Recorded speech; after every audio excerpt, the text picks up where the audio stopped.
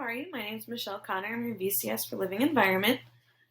Today we're going to be looking at New York City local solutions, more specifically the OneNYC 2050 website. If this is your first time with us, just so you have a basic overview of how these lessons are laid out, the first section of slides, from the first slide through the rest of the black slides, are all for your lesson planning. These can get deleted before they go to the students. The purple header is our question for the day. The pink header is our lesson objective. Yellow is all your introduction and modeling work. Our green header is independent work. Our orange heading is a check for understanding, and our blue is for wrap-up. Anywhere there's a blue box is where the kids can type in. Anything that has a blue hyperlink can get clicked out to. There's also some videos that are built in. Any video that's built in can play. You'll see the play button right in the slide, or you can click on the link that's attached. In order to use these, you have to go ahead and go File, Make a Copy of the entire presentation, and then you'd save it to your own drive. And that way you can edit these out. You can delete all the slides once you get your lesson planning done and go ahead and move forward to giving the students an actual copy of this. So today, like we talked about, we're going to be looking at the OneNYC 2050 information. So the beginning of it is just kind of an overview of what it is. I definitely go over this with your students. If you click on the home page, it goes over more of what the entire kind of OneNYC is. It goes through the kind of the story and kind of what they're covering. It's not all about the environment, but there is kind of some environmental basis.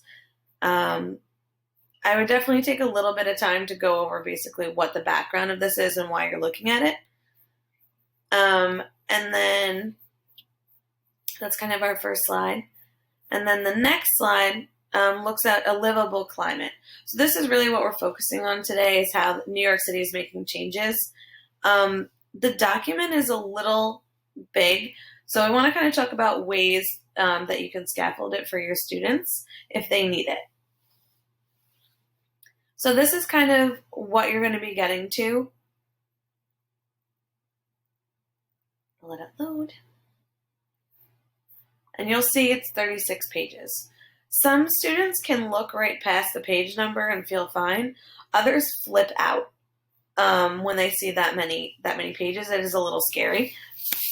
So one thing that we suggest doing is either splitting the pages or giving the students page numbers. So you'll see in all of our questions, you'll notice there's page numbers on where they can find the answers. This is a really good scaffold, and it makes a really big document less overwhelming. Sometimes I think there's benefit in showing them the full document, but again, you know your students best.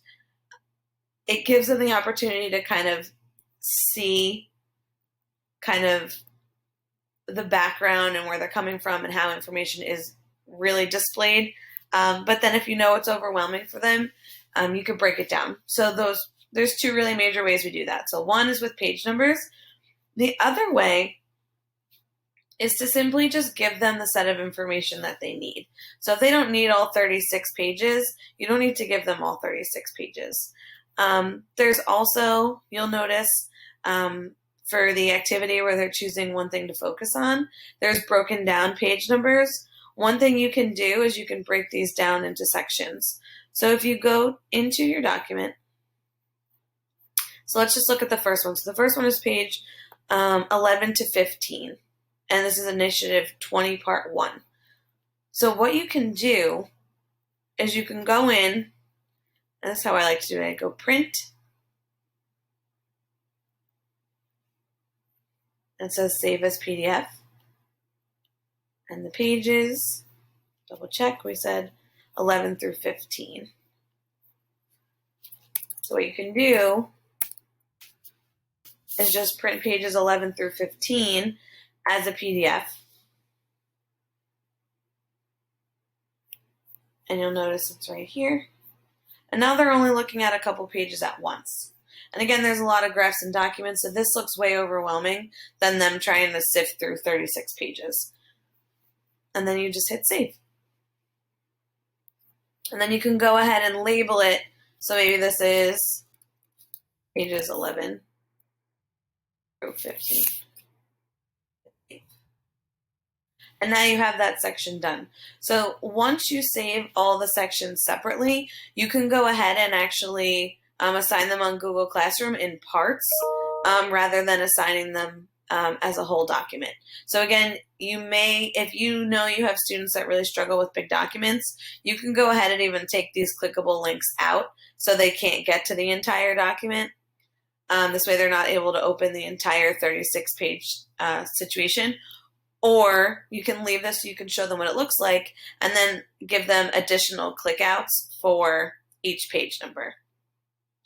So 2 easy scaffolds, just to review. If you're asking for specific information from a specific page, give them the page number that they're looking for. And then if there's too much information, you can go ahead and do the print save to PDF and choose the pages that they need. And those are our 2 easy scaffolds for large documents.